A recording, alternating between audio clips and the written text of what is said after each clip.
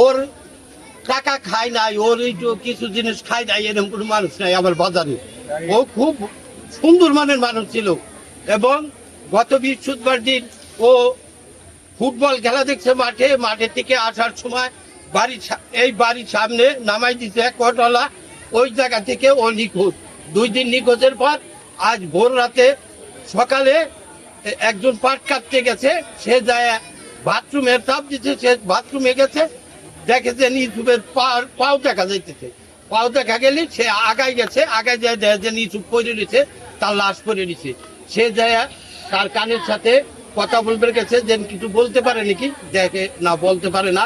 ইউসুফ ভাই এই মৃত্যু, আমরা এই অকাল মৃত্যু আমরা মেনে নিতে পারছি না। আমরা ব্যবসায়ী, আমরা আমাদেরও নিরাপত্তা চাই। ইউসুফ ভাইয়ের বিচারের দাবি করছি এবং সুষ্ঠু বিচার, এরা যারা এর সাথে জড়িত তাদের আমরা ফাঁসি দাবি করছি।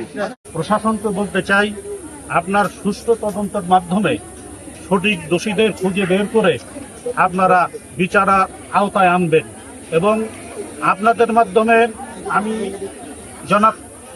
আমাদের প্রধানমন্ত্রী জনাব তারেক রহমানের দৃষ্টি আকর্ষণ করছি, আপনি এই হত্যাকাণ্ডের সুষ্ঠু বিচারের ফয়সালা করবেন।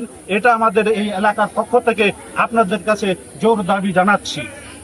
ইউসুফ আমার মামাতো ভাই, ও অত্যন্ত ভালো মনের মানুষ ছিল। যখন যার সাথে কথা বলছি সে তাকে ভোলার মতো না। আমি ফরিদপুরে ব্যবসা বাণিজ্য করি, আমার দোকানে গেলেও ওই সামনের দোকানদারও ইউসুফের প্রশংসা করছে। তো সেই ছেলেটিকে এইভাবে ঘাতকরা নির্মমভাবে হত্যা করবে, এটা আসলে কল্পনাই ছিল না। আমরা ওর একটা ছেলে, 2টা মেয়ে ছোট্ট ছোট রেখে তারা হত্যা করা হয়েছে। যে ঘাতক হত্যা করেছে, সঠিক তদন্তের মাধ্যমে প্রশাসন যেন এর সঠিক শাস্তি প্রদান করে, তাকে যেন ফাঁসির কাস্টে ঝুলায়। তাহলে এই অঞ্চলের সন্ত্রাসীরা থামবে।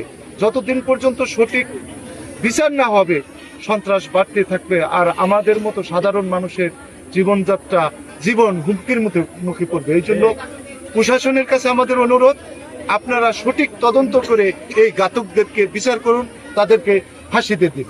এটা আমাদের সবার দাবি।